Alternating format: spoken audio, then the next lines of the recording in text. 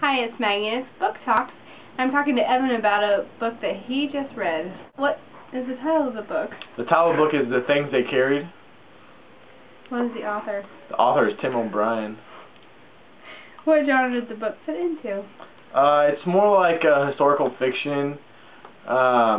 It's a great insight into kind of the Vietnam War. That's where it's based out of.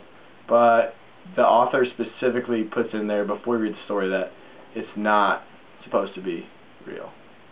Do you typically read this genre?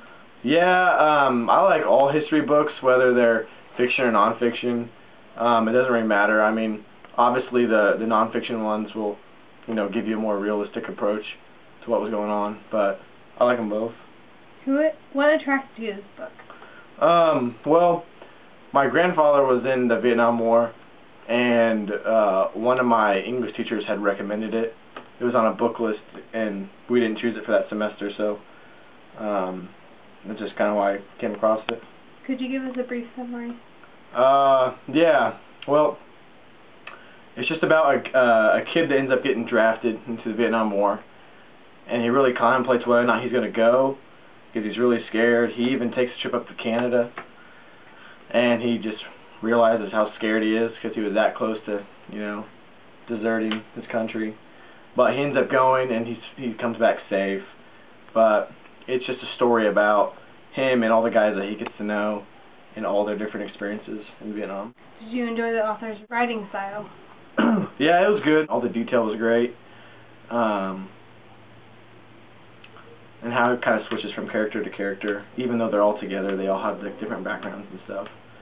But word choice, good word choice, and style. His style was pretty good. So you liked the character development? Yeah, character development was great.